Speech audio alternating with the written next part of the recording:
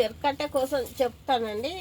దీంట్లో మేము చిన్నది ఒక కొమ్మ ఉండే, దానికి చిన్న చెరకట్టవి 2 కన్నులు లాంటివి ఉంటే భూమిలో ఇందులో పెట్టినాం థర్మకోల్ దాంట్లో. అయితే అది ఒక చిన్నది పెడితే 3 వచ్చినాయి మొలకలు. 3 తర్వాత ఇప్పుడు పెట్టి 9 నెలలు అవుతుంది. 9 నెలలకు ఇన్ని కర్రలు వేసిందండి. 1 2 ఈ పెద్ద కర్ర 3, ఇది 1 4 5 6 కర్రలు వేసిందండి దీంట్లో. ఇవి ఇంత పెద్దగా అయినాయండి చెరుకు 6 వేసింది.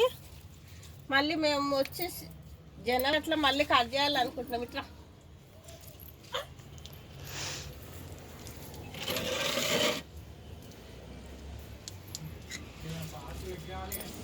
ఇది ఇక్కడ ఇంత పెద్దగా అయినాయండి ఒక కర్రలు. ఇట్లా ఎన్ని వచ్చినాయి అంటే మనకు ఒక 6 7 దాకా వచ్చినాయండి చెరుకు. ఎంత బాగా వచ్చినాయంటే చూడండి కర్రలు. ఎంత థర్మకోల్లా చాలా బాగా వచ్చినాయండి. ఎంత మంచి ఐటమ్ చెరుకు. మనకు టైంకి రావాలంటే రావు, థర్మకోల్లో వెళ్తే మాత్రం బాగా నీట్గా చాలా పెద్దగా ఐటమ్ అయిందండి. జనవరిలో కట్ చేస్తా, మళ్ళీ మీకు ఆ రోజు చూపిస్తా. ఇంత పెద్దగా కర్రలు వచ్చినాయి చెరుకు. దీనికి మనం వేసేది ఏముండదండి, వాటరు, పసగడుగుడు, కూరగాయలు కట్ చేసిన అవి కటింగ్ వేస్ట్ చెత్త మొత్తము ఇందులో వేస్తూనే ఉంటానండి. ఇందులో శుభ్రంగా కర్రలు మాత్రం చాలా బాగా మనకు చెరుకు అయితే అలా వచ్చేసింది.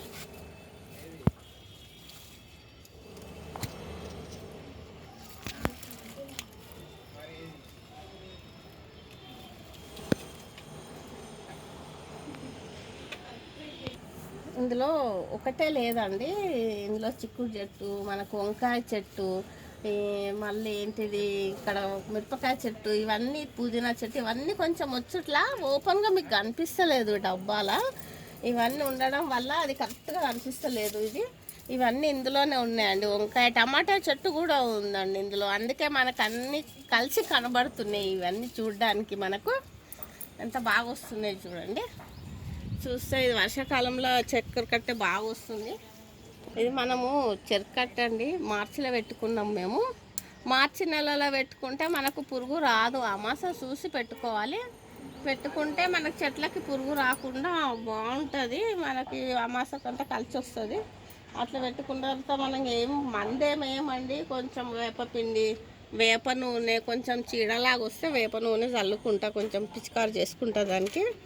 ఇక ఇవంటే ఉల్లిపాయలు నీళ్ళు, ఇది ఉల్లిపాయ నీళ్ళు అండి. ఉల్లిపాయలన్నీ వేసుకుంటాను ఇందులో. నానేసుకుంటే ఈ కలర్ బాగా వాటర్ వస్తుంది.